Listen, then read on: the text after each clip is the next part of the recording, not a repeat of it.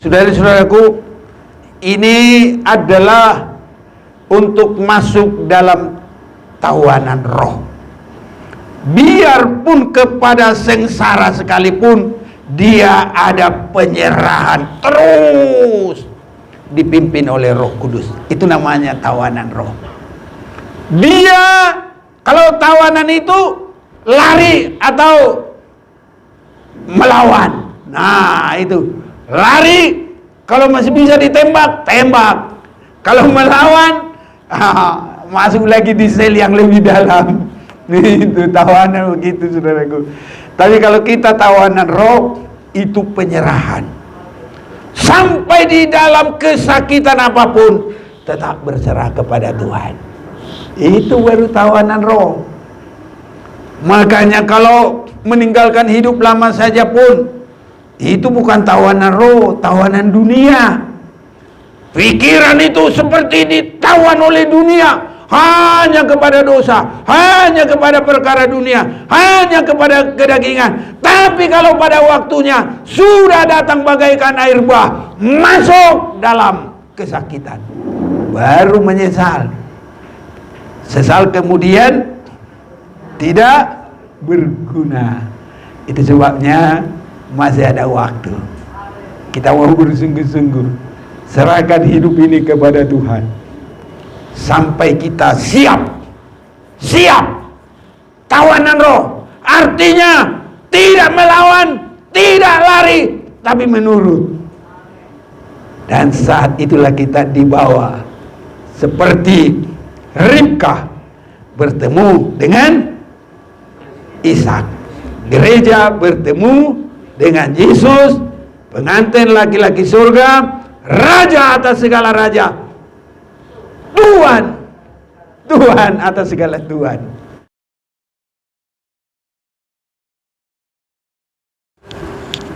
Salam. Kita bersyukur kepada Tuhan atas kesempatan yang Tuhan berikan bagi kita pada saat pagi hari yang indah ini. Belum lama kita merayakan turunnya Roh Kudus. Kita akan juga melihat dan memperhatikan bagaimana kehendak Tuhan dalam kehidupan kita di dalam suasana Roh Kudus. Saya mau mengajak kita memperhatikan pembacaan firman dari Kitab Para Rasul. Kitab Para Rasul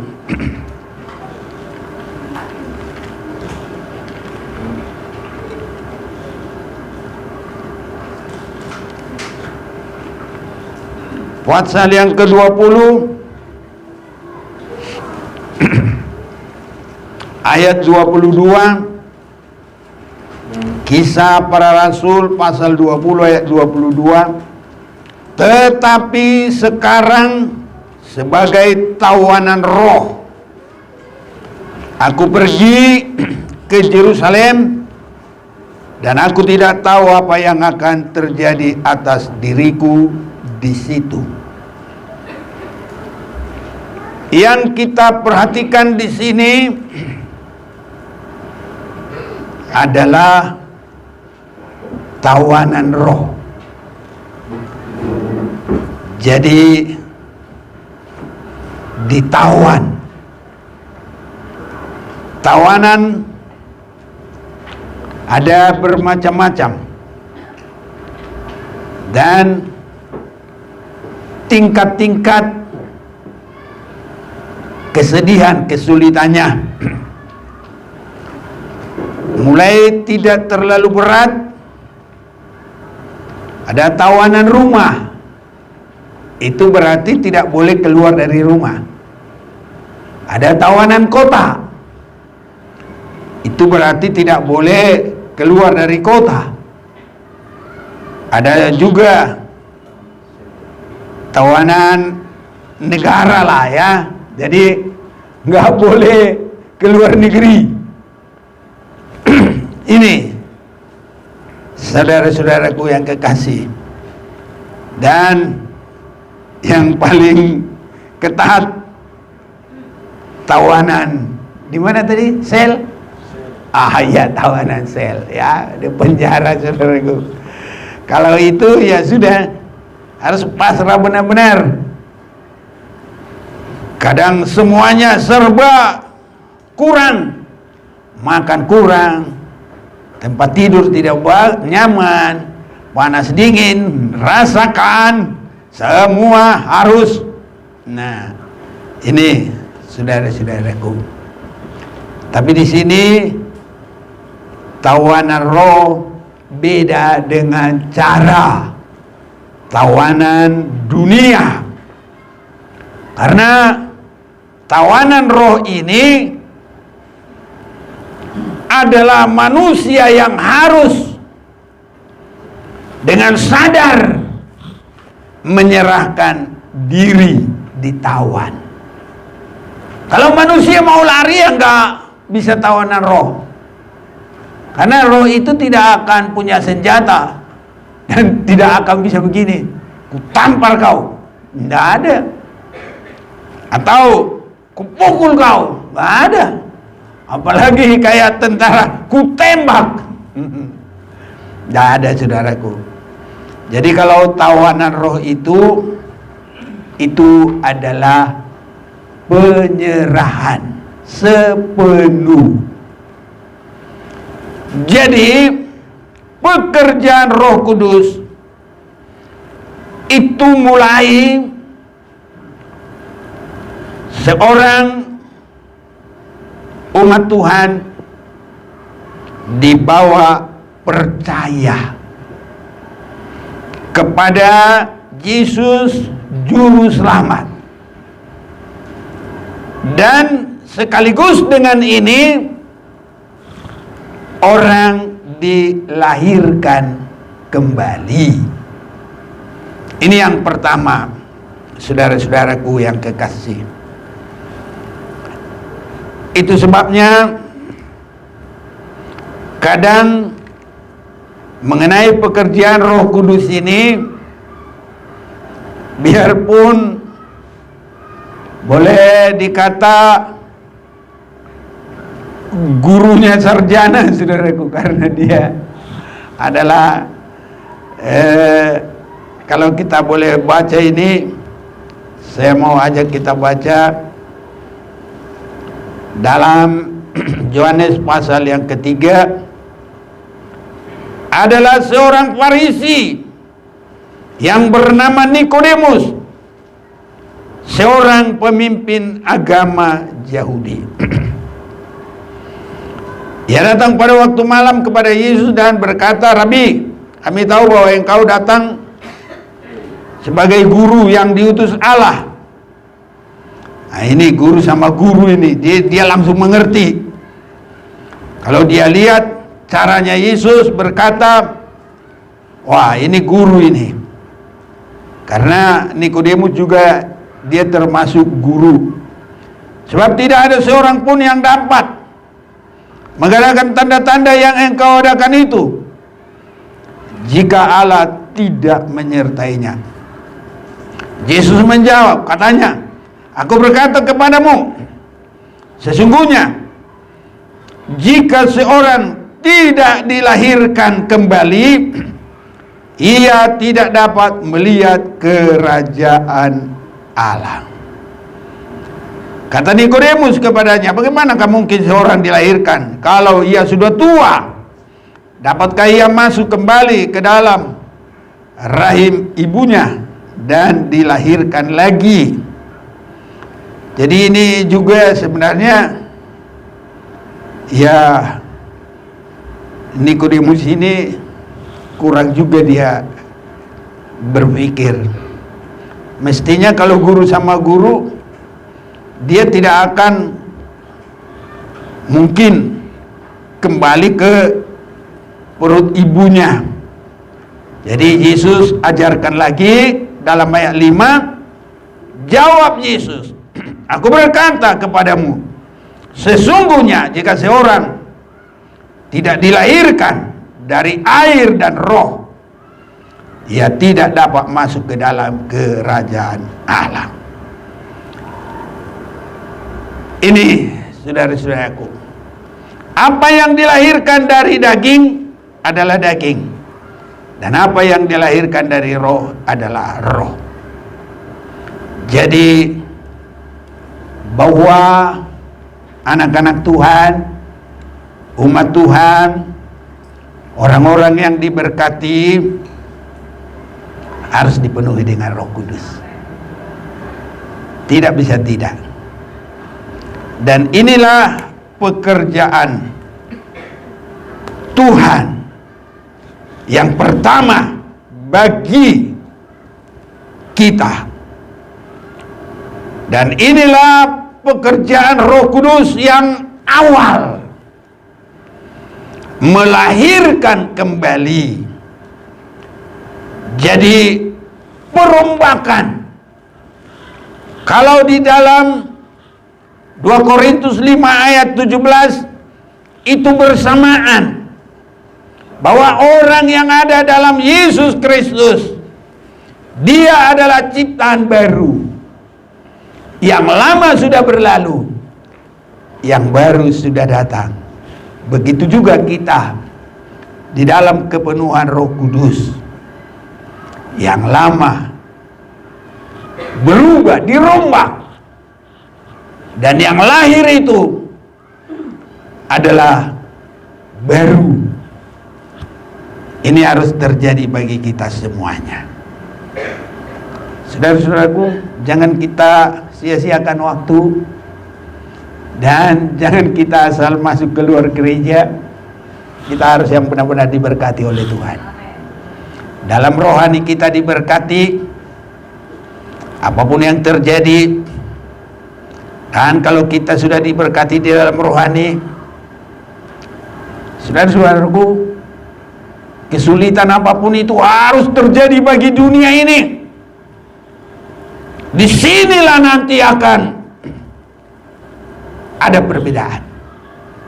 Orang benar ada perbedaan dengan orang yang tidak benar. Sama dengan waktu air bah. Sebenarnya sama menghadapinya. Hanya kalau Nuh sebelumnya dia mempersiapkan perahu, orang lain tidak. Jadi di dalam air bah datang, bagi orang lain itu sudah mematikan. Tapi bagi Nuh itu hanya penggenapan firman Tuhan. Justru dia semakin luar biasa di dalam Tuhan. Firman Tuhan digenapi. Pemeliharaan Tuhan nyata. Setinggi manapun banjir itu, bagi orang lain itu sudah tangisan dan penyesalan. Tapi bagi Nuh, dia semakin memuji Tuhan. Dia semakin memuliakan Tuhan. Ada penggenapan firman dan pemeliharaan itu semakin nyata. Jadi kita semua harus semakin nyata pemeliharaan Tuhan. Itu sebabnya saudaraku, pekerjaan Roh Kudus adalah masanya Tuhan di dalam 3 macam masa atau zaman. Zaman Bapa, Anak, dan saat ini adalah zamannya Roh Kudus. Jadi kita persiapkan hidup kita. Kalau dulu Nuh mempersiapkan perahu, tapi kalau kita sekarang harus lahir baru. Haleluya. Harus nyata. Yang lama sudah berlalu. Itu kehidupan yang jauh dari Tuhan. Tabiat-tabiat yang sombong, tabiat yang gampang marah, tabiat daging, semua. Walaupun belum habis, tapi harus ada perbedaan. Yang lama sudah berlalu. Yang mungkin kalau di celah-celahnya itu masih belum. Karena nanti sasarannya itu, saudaraku, Roh Kudus itu masih bekerja terus. Ada sasarannya. Jadi yang pertama sekali dilahirkan dari roh, supaya pemikiran kita adalah yang rohani, sasaran kita adalah yang rohani. Sebab kalau belum demikian, sasaran orang hanya yang di dunia ini, hanya yang di dunia ini. Makanya Luna Om Situmorang itu sampai bikin nyanyi. Dia karang itu nyanyian. Bermacam-macam keinginan manusia, kekayaan, baru bangun kekayaan, sampai semua usaha kekayaan, mau tidur kekayaan, mimpi pun semua tetap kekayaan. Tapi kalau kita hal yang rohani, mimpi juga kita ketemu Tuhan. Harus begitu, saudaraku. Ya, tapi kalau belum mau sungguh-sungguh kepada Tuhan, boro-boro mimpi Tuhan, tidak bisa itu. Makanya harus terjadi yang lama sudah berlalu, yang baru sudah datang. Semua kita harus berpengalaman itu. Bagaimana caranya? Ambil keputusan. Tuhan, mulai saat ini saya berserah kepadamu. Saya dengar firman Tuhan. Saya harus dalam golongan Nuh dengan rombongannya yang ada dalam perahu. Mereka memikirkan Tuhan, mempersiapkan perahu, dan bagi kita sekarang adalah perahu keselamatan. Ini saudara-saudaraku. Semua jangan pikir-pikir nanti, masih muda bersenang-senang aja. Loh, siapa yang larang bersenang-senang? Tapi senang-senangnya dunia adalah dicampur dengan dosa. Tapi senang-senangnya kita bersuka cita di dalam Tuhan, dalam Roh Kudus. Karena kerajaan surga adalah sukacita. Baca dulu itu di dalam Roma 14. Ya. Ayat berapa sih? Roma 14 ayat 17. Ayo. Roma 14 ayat 17. Sebab kerajaan Allah bukanlah soal makanan dan minuman, tetapi soal kebenaran, damai sejahtera, dan sukacita oleh Roh Kudus. Iya.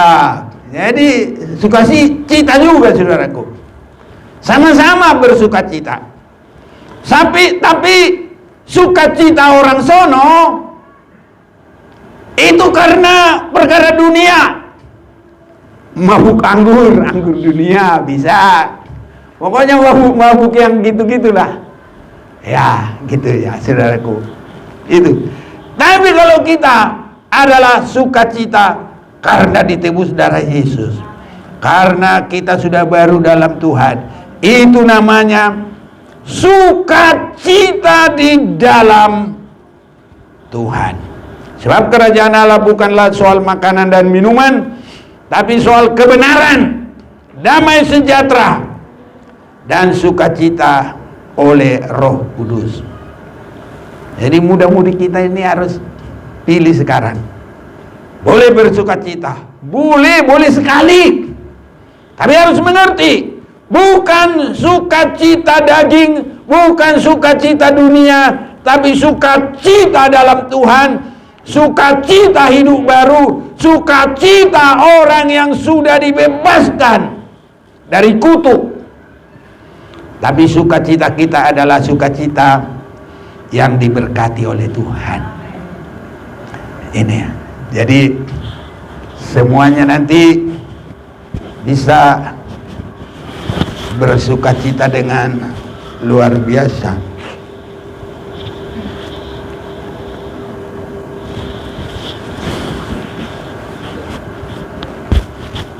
Ya. Ini sukacita kita adalah sukacita kerajaan surga, kerajaan Allah. Saya kadang-kadang Kalau bilang Allah sudah kadang-kadang ini bukan karena kita ikut-ikut sana, cuma gini. Kalau kita sampai keluar daerah, keluar negeri, ada yang sudah mengklaim kalau Allah itu Allahnya orang sono. Jadi kadang-kadang kita diprotes juga. Allah kita Allah yang mana gitu juga. Jadi kadang-kadang kagok jadinya. Tapi ya masih tertulis dalam Alkitab kita. Nah, ya kalau memang sekalian ada Alkitab kita yang khusus, ya gak apa-apa lah. Jadi saya bukan karena ikut-ikutan Joshua sama siapa itu, enggak. Karena nama Allah itu Allah sendiri waktu ditanya siapa namamu, aku ada, enggak dikasih tahu namanya. Malah kalau Yesus menerangkan nama Allah itu, namamu yang engkau berikan kepadaku, namamu yang engkau berikan. Nama itu, nama siapa itu? Yesus. Ya, itulah sebenarnya yang benar sudah. Tapi membedakan masa Bapa itu, makanya seringkali kadang terjebak Allah Bapa, kadang untuk membedakan Allah Anak, Allah Roh Kudus gitu. Nah, dan seringkali juga jadi pertentangan. Tiga dong Allahnya lah.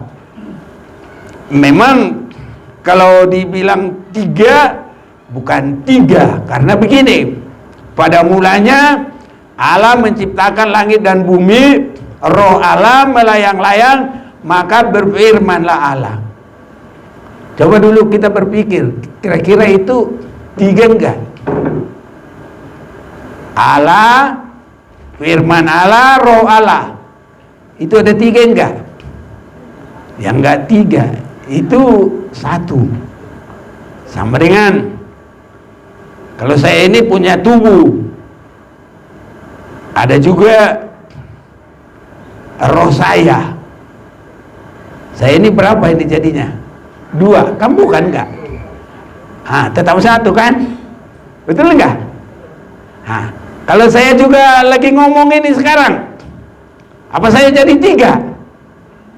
Tidak. Jadi ini badan saya, dalam badan saya ini ada roh saya, dan badan saya ini juga melalui mulut saya bisa keluar kata-kata. Ini saudara-saudaraku, ya, tapi saya bukan tiga.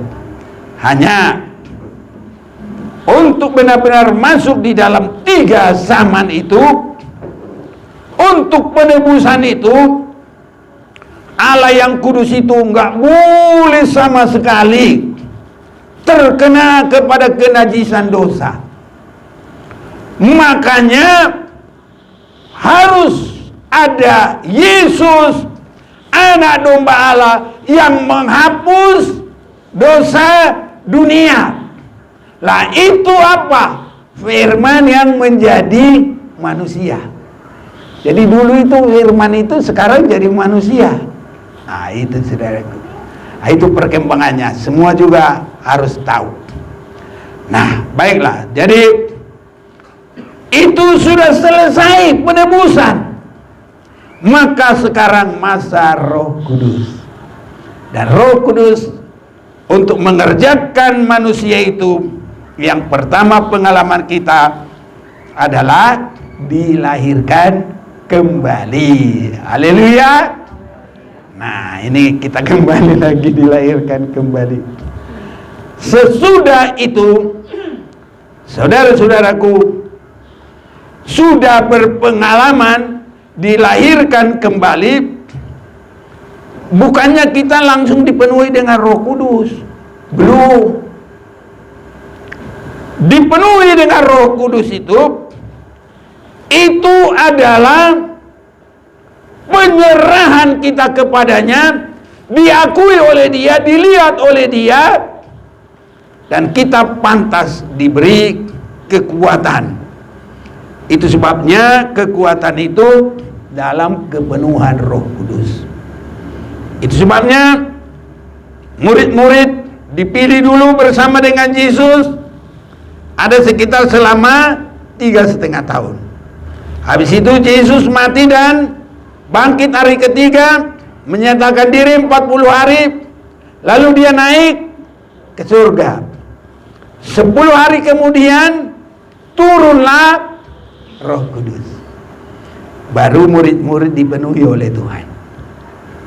Jadi kita juga mau dipenuhi dengan Roh Kudus, harus ada kerinduan dipenuhi dengan Roh Kudus. Jadi di sini semua harus ada penyerahan kepada penyerahan. Dilahirkan baru penyerahan dari hidup lama kepada hidup yang baru. Dipenuhi dengan Roh Kudus, ada penyerahan untuk dipimpin oleh Roh Kudus. Jadi kita ini semua ini harus sampai menyerah untuk dipimpin oleh Roh Kudus. Bagaimana kehidupan banyak orang? Gak ada yang mau dipimpin oleh Roh Kudus. Kadang dia lari dari pimpinan. Sama saja orang sekolah, kalau yang serius ada dan ini nanti akan berhasil, pintar, tapi yang tidak mau mendengar banyak, saudaraku. Ya, banyak. Sebabnya kita harus belajar serius. Apapun serius, sungguh-sungguh. Jangan main-main. Ya, apalagi kalau ibadah kita harus sungguh-sungguh. Karena itu adalah persekutuan tertinggi. Ada semua tertinggi. Guru yang paling tertinggi. Karena ada Tuhan yang mendidik, mengajar kita dalam perhimpunan ibadah. Ada Tuhan yang memimpin kita. Ada Tuhan yang akan memberkati kita.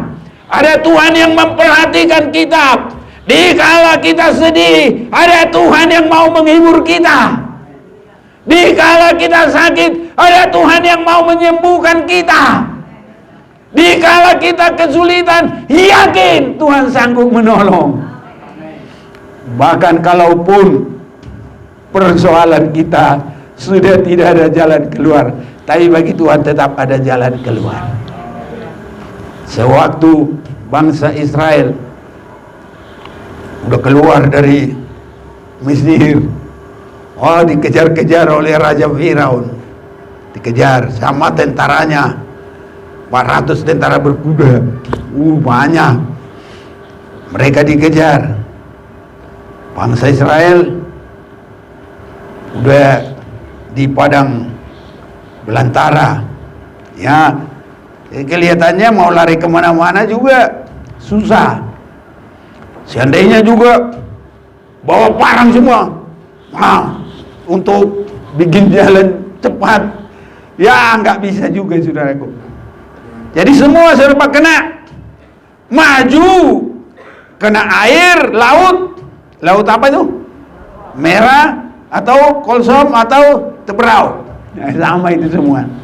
Kiri kanan ada hutan, belakang dikejar sama Firaun. Mana jalan keluar? Mau terbang belum ada pesawat, loncat ya. Berapa lah loncatnya? Paling tinggi orang loncat 1 meter lah mungkin ya ke atas. Itu juga nggak bisa. Tapi kalau dalam Tuhan, ingat tetap ada jalan keluar. Tuhan bilang, apa yang ada pada Musa, apa yang di tanganmu, tongkat, kerangkan ke arah laut, diarahkan, terjadi mukjizat, air menjadi kering. Jadi di dalam Tuhan, saudaraku, setia, yakin, gumuli. Kadang saudaraku enggak seperti membalik telapak tangan. Karena apa? Iblis enggak mau kita ini benar-benar langsung sungguh-sungguh percaya kepada Tuhan. Dicoba dulu, digagalkan. Itu sebabnya di dalam Tuhan enggak boleh cepat putus asa. Berjuang. Bukannya Tuhan tidak mendengar, bukannya Tuhan tidak mau, tapi ada iblis yang menghalangi. Kedua, ada perkara yang belum beres dalam hidup kita. Itu sebabnya Yesaya 59 ayat 1 dengan 2 bukannya tangan Tuhan yang terlalu pendek atau telinganya yang tidak mendengar. Ayo baca dulu biar bagus. Ya, Yesaya 59 ayat 1 dengan 2. Yesaya 59 ayat 1 dan 2. Dosa adalah penghambat keselamatan. Iya. Sesungguhnya tangan Tuhan tidak kurang panjang untuk menyelamatkan dan pendengarannya tidak kurang tajam untuk mendengar, tetapi yang merupakan pemisah antara kamu dan Allahmu ialah segala kejahatanmu, dan yang membuat dia menyembunyikan diri terhadap kamu sehingga ia tidak mendengar ialah segala dosamu. Iya. Jadi jangan langsung menyerah, apalagi salahkan Tuhan, dijauhkan. Apa ini? Khotbah dengar begini. Kok begitu? Mana ini belum tertolong? Sabar. Periksa dulu diri. Mungkin pekerjaan iblis kita harus sampai menang. Sabar. Amin. Sejauh manapun iblis mau berbuat, tapi Ayub itu selalu sabar. Sampai tidak ada lagi iblis bisa buat apa-apa, ampun dia. Hartanya habis, Ayub sabar. Anaknya habis, Ayub apa? Gusar apa sabar? Sabar. Orang-orang tinggalkan dia, Ayub gusar apa sabar? Sabar. Pantas namanya sabar aja ya. Sabar. Ya. Enggak ada lagi. Badannya dijama dari kepala sampai kaki. Busuk semua borokan. Borok. Tahu artinya borok ya? Nah ini saudaraku. Ya kalau kita udah sakit begitu, kadang cuma sakit gigi, udah mengapir, markepor-kepor, yang acik di tukulon, bergigi. Tapi kalau Ayub dari kepala sampai kaki, sabar apa gusar? Sabar. Kita ngomong dulu, sabar. 1, 2, 3. Sabar. Haleluya. Keren Tuhan, tolong kita. Jangan cepat-cepat. Habis itu dia pikir temannya datang mau menghibur dia apa semua. Padahal datang lagi teman-temannya. Memang ya. Dia bilang, kamu sih, kamu dosamu lah itu. Gitu-gitu lagi saudaraku. Kita sama teman jangan begitu dong. Yang ada menghibur lah. Malah kita, udah, alat itu sana deh. Oh sih, janganlah saudaraku. Kuatkanlah teman-teman. Haleluya. Amin saudaraku. Sesama kita jemaat kita di Maranatha harus saling mendukung. Di dalam Galatia pasal 6, bertolong-tolonglah kamu. Haleluya. Ini saudara-saudaraku, biar Tuhan tolong kita. Jadi sabar saudaraku. Dan kalau dia sabar, Tuhan juga sudah lihat. Waduh, Ayub ini nggak ada lagi yang tidak dijalani dalam ujian dan cobaan, dalam sengsara sekalipun sabar. Makanya kita saudaraku, karena uang sedikit jangan sampai berantem kita ini nanti seperti tukang parkir sampai membunuh-bunuh. Nah, jadi semua sudah tidak ada lagi yang tertinggal dalam hidup Ayub. Dalam bidang apapun, sabar, pasrah kepada Tuhan. Dan sewaktu Tuhan tunjukkan bagaimana Ayub rupanya, bagaimana keagungan Tuhan melebihi dari semuanya, baru Ayub sudah tahu semua. Habis itu Tuhan berkata, sudah Ayub, nah kamu mendoakanlah orang yang menyakiti kamu. Haleluya saudaraku. Haleluya. didoakan. Si apa itu namanya? Bildad, Sofwan, Elihu apa? Elihu apa Elihu? Iya dah. Pokoknya 3 itulah ya, didoakan saudaraku. Doakan biarpun kita disakiti, haleluya. Tapi jangan doakan mati. Jangan doakan supaya disitarong gumawanian. Unak semani wah. Tangguh semani. Biar diberkati Tuhan, biar dia bertobat, biar dia masuk surga. Itu doa kita, saudara-saudaraku. Sesudah Ayub mendoakan yang menyakiti dia, apa yang terjadi? Ayo, apa yang terjadi? Tuhan memberkati 2 kali lipat. Haleluya. Anaknya ada di surga, lahir lagi. Berapa orang? 10. 7 laki, 3 perempuan. Siapa itu? Kisya, Jemima, Karen ampun. Kalau ada satu lagi adiknya si Karen, pasti kasih Jemima biar pas. Tapi cuma 2 ya udah pakai 2. Iya, ada laki 1 ya bikin Boanerges. Boanerges artinya apa? Anak guru. Bukan guru. Guru petir. Nah ini saudaraku, biar Tuhan berkatilah, terserah doanya dan imannya. Jadi berkat 2 kali lipat bagi kita. Di sini pasti keberkatan sampai ke surga kekal selama-lamanya. Mulai dari di kerajaan 1000 tahun di bumi ini. Itu berkat 2 kali lipat bagi kita. Untuk itu harus ada keteguhan, kesabaran, dipimpin oleh Roh Kudus, bukan hanya hidup. Makanya kita semua harus dipimpin oleh Roh Kudus. Ku taat perintahmu. Sekarang kita perintahnya Roh Kudus. Ku sabar melakukan. Ku yakin Tuhan jawab setiap doaku. Amin saudaraku. Taat perintahmu Tuhan,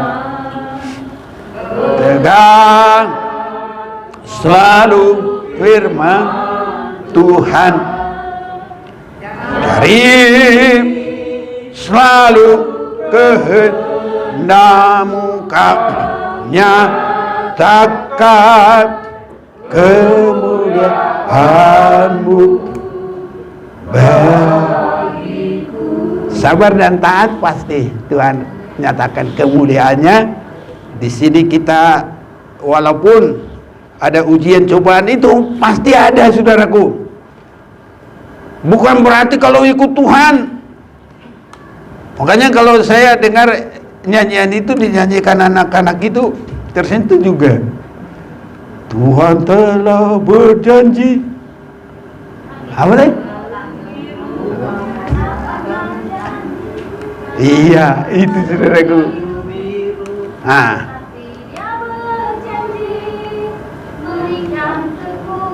Amin, itu.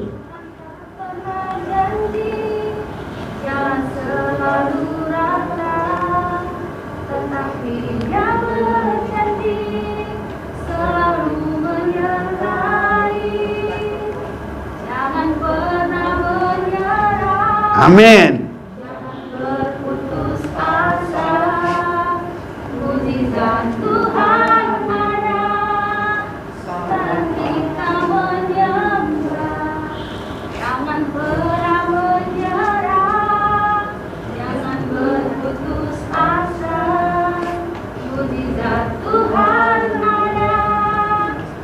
bidang setia dan percaya.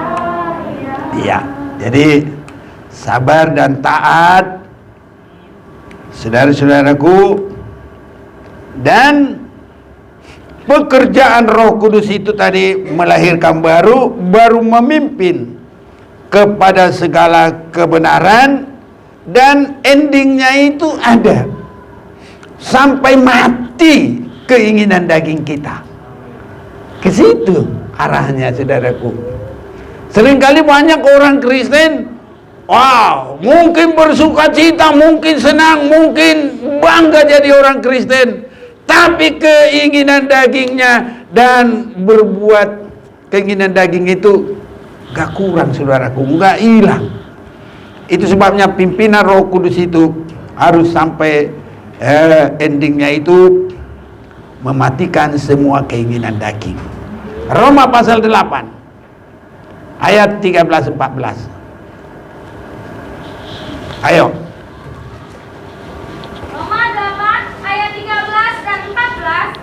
Sebab jika kamu hidup menurut daging, kamu akan mati. Tetapi jika oleh Roh kamu mematikan perbuatan-perbuatan tubuhmu, kamu akan hidup. Semua orang yang dipimpin Roh Allah adalah anak Allah. Amin. Ini saudara-saudaraku, jadi pimpinan Roh Kudus itu sampai membawa kita mampu mematikan perbuatan-perbuatan tubuh. Ya, perbuatan-perbuatan tubuh yang tidak taat kepada Tuhan. Ini saudara-saudaraku, bagaimana itu boleh terjadi? Ya, kalau kita ada penyerahan. Haleluya. Makanya tidak boleh gampang-gampang marah. Ya, hanya perkara sedikit juga marah. Hanya perkara sedikit marah. Mulai dari luar, mulai lihat begini marah, lihat ke dalam marah, ketemu lagi marah lagi, marah lagi, marah lagi, marah marah terus. Nah, jadi kalau anak Tuhan, kalau dipimpin Roh itu adalah penyerahan hidup dalam Roh Kudus, bukan di dalam keinginan daging. Karena keinginan daging itu apa itu? Perseteruan dan seterusnya dalam Galatia 5 ayat 17. Mau baca dulu apa engkau usah? Baca ada, baca. Ayo.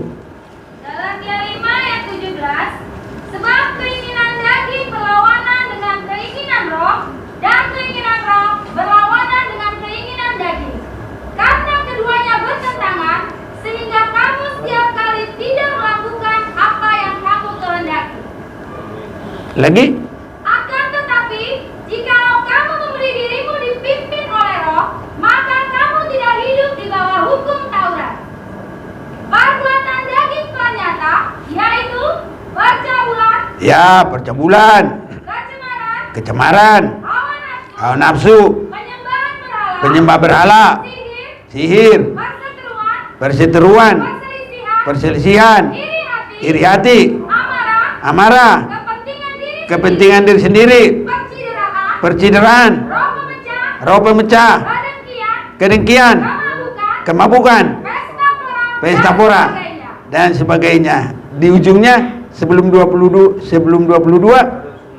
terhadap semuanya itu, Iya. kuperingatkan kamu seperti yang telah kubuat dahulu, bahwa barang siapa melakukan hal-hal yang demikian, ia tidak mendapat bagian dalam kerajaan Allah. udah, habis itu tinggal buah-buah roh ya. Nah, itu saudaraku. Jadi itu semua perbuatan mengarah kepada antikris. 666. Jadi kedagingan yang memuncak. Daging kita dicipta pada hari yang ke-6. Jadi kalau daging terus, nggak berubah, nggak lahir baru, daging terus, nggak dipimpin oleh Roh Kudus mematikan, pasti masuk antikris. Jadi antikristus itu nggak perlu ditakuti. Kalau kita hidup benar, biarin aja itu. Nah, sama aja. Umpamanya dia lewat, kita lewat. Dia nggak bisa ngapa-ngapain sama kita. Dia mau datang sama kita, nggak bisa dia. Karena kita ada kuasa Roh Kudus yang kepadanya kita berserah. Haleluya, saudaraku. Iya. Jadi kalau kita ada Roh Kudus, lebih besar yang ada pada kita daripada yang ada di tempat lain itu. 1 Yohanes pasal yang keempat, ayat 4. Ayo.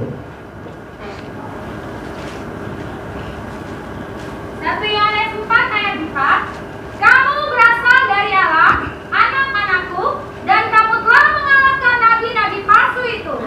Sebab roh yang ada di dalam kamu lebih besar daripada roh yang ada di dalam dunia. Iya. Jadi nabi palsu adalah antikris yang terakhir.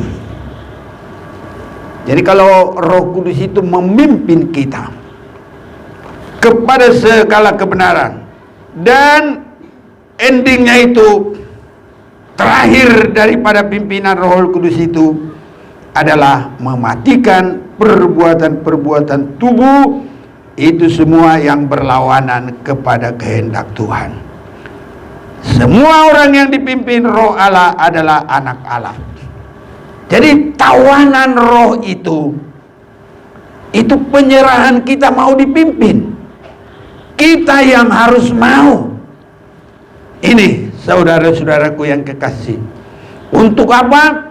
Supaya kita hidup di dalam segala kebenaran firman Tuhan.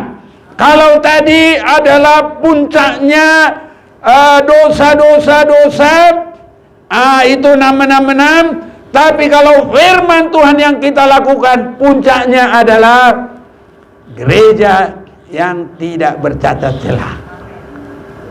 Ini mana buahnya, kemana arahnya? Kita harus untuk siap bagi hari kedatangan Tuhan. Siap bagi hari kedatangan Tuhan, tidak ada cacat dan celahnya. 1 Tesalonika 5 ayat 23. Ayo cepat. 1 Tesalonika 5 ayat 23. Semoga Allah damai sejahtera menguduskan kamu seluruhnya, dan semoga roh, jiwa, dan tubuhmu terpelihara sempurna dengan tak bercacat pada kedatangan Yesus Kristus Tuhan kita. Amin. Jadi inilah perjalanan di dalam pimpinan roh.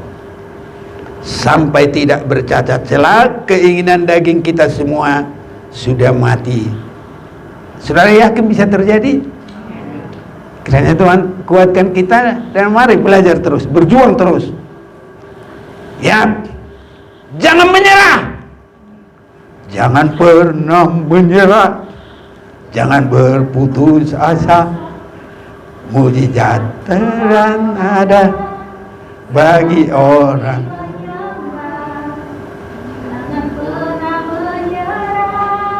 Jangan berputus asa. Mujizat Tuhan ada bagi orang percaya. Percaya. Nah ini saudaraku ya. Jadi ini sampai kita menang atas segala keinginan daging. Ini sehingga kita hidup menjadi kesaksian baik semua, saudaraku. Kalau ini boleh terjadi, luar biasa. Nanti kalau yang sekolah-sekolah ini, di sekolah-sekolah, ini kok beda ya. Nanti diselidik, punya selidik. Siapa itu? Anaknya Pak ini. Gerejanya mana? Oh, Ambara. Haleluya. Tapi bukan karena Ambara. Ada Roh Kudus yang memimpin kita. Dan kita mau dipimpin oleh Roh Kudus. Ini saudaraku, ada kesaksian. Kalau yang kuliah tampil beda. Nah, Ibu Gembala ada khotbah di YouTube, muda-mudi gitu di mana atau muda-mudi Kristen. Muda-mudi Kristen harus tampil beda. Haleluya. Belum pernah lihat? Ada di YouTube. Lihat dulu dong. Siapa yang sudah subscribe YouTube kita? Ayo. 1, 2, 3. Yang belum bikin ya. Meningkat. Tuhan memberkati. Oke. Baik, lanjut. Kisah Rasul 20 mulai. Saya lanjut lagi. Tetapi sekarang bagai tawanan roh aku pergi ke Yerusalem dan aku tidak tahu apa yang akan terjadi atas diriku. Ini Rasul Paulus yang sudah terdidik kehidupannya itu, sampai dia boleh berkata di dalam Filipi pasal yang ketiga mulai ayat yang ke-6, apa yang merupakan keuntungan dulu, ketenaran, keuangan, kekayaan dunia, semua itu kuanggap apa? Sampah, dan kuanggap rugi dibanding dengan Kristus. Haleluya. Jangan dibuang-buang saudaraku kalau kita, tapi kita mengerti pertimbangannya. Haleluya. Kita harus tahu membedakan mana yang harus kita dulukan. Di situ saudaraku. Kalau buang-buang sayang, daripada dibuang-buang kasih aja ke saya gunakan pekerjaan Tuhan. Tapi nggak ada yang buang-buang di sini, semua mengerti cara menggunakan. Tapi harus kita bisa mendahulukan Tuhan dari segala apapun. Haleluya saudaraku. Amin. Oh, masih agak berat ya. Masih bisa mendahulukan yang lain-lainnya.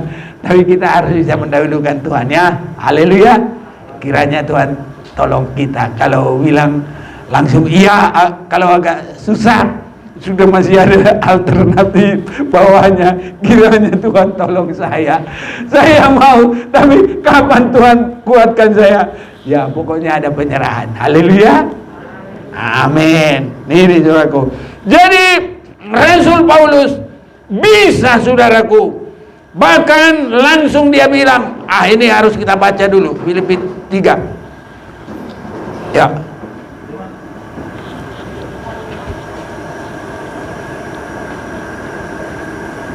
Ayo Filipi 3 ya. Mulai ya 6 lah, biar cepat. Filipi 3 ayat 6. Sampai tentang kegiatan ya. aku penganiaya jemaat, tentang kebenaran dalam mentaati hukum Iya. Taurat, Iya. aku tidak bercacat. Ya. Tetapi apa yang dahulu merupakan keuntungan bagiku, sekarang kuanggap rugi karena Kristus. Iya. Malah segala sesuatu kuanggap rugi karena pengenalan akan Kristus Yesus Iya. Tuhanku lebih mulia daripada semuanya. Amin. Terus. Oleh karena dialah aku telah melepaskan semuanya itu dan menganggapnya sampah, supaya aku memperoleh Kristus. Ya, sampai 10. Dan berada dalam dia, bukan dengan kebenaranku sendiri, karena mentaati hukum Taurat, melainkan dengan kebenaran karena kepercayaan kepada Kristus, yaitu kebenaran yang Allah anugerahkan berdasarkan kepercayaan. Amin. Yang kukendaki ialah mengenal dia dan kuasa kebangkitannya dan persekutuan dalam penderitaannya, di mana aku menjadi serupa dengan dia dalam kematiannya. Ya, saudara-saudaraku, ini adalah untuk masuk dalam tawanan roh. Biarpun kepada sengsara sekalipun, dia ada penyerahan terus dipimpin oleh Roh Kudus. Itu namanya tawanan roh. Dia kalau tawanan itu lari atau melawan. Nah, itu lari, kalau masih bisa ditembak, tembak. Kalau melawan, masuk lagi di sel yang lebih dalam. Itu tawanan begitu, saudaraku. Tapi kalau kita tawanan roh, itu penyerahan. Sampai di dalam kesakitan apapun, tetap berserah kepada Tuhan. Itu baru tawanan roh. Makanya kalau meninggalkan hidup lama saja pun, itu bukan tawanan roh, tawanan dunia. Pikiran itu seperti ditawan oleh dunia, hanya kepada dosa, hanya kepada perkara dunia, hanya kepada kedagingan. Tapi kalau pada waktunya sudah datang bagaikan air bah, masuk dalam kesakitan, baru menyesal. Sesal kemudian tidak berguna. Itu sebabnya masih ada waktu. Kita mau bersungguh-sungguh serahkan hidup ini kepada Tuhan sampai kita siap tawanan roh. Artinya tidak melawan, tidak lari, tapi menurut. Dan saat itulah kita dibawa seperti Ribkah bertemu dengan Ishak. Gereja bertemu dengan Yesus, pengantin laki-laki surga, raja atas segala raja, Tuhan atas segala Tuhan. Haleluya. Tuhan memberkati kita semua. Mari kita mau datang kepada Tuhan.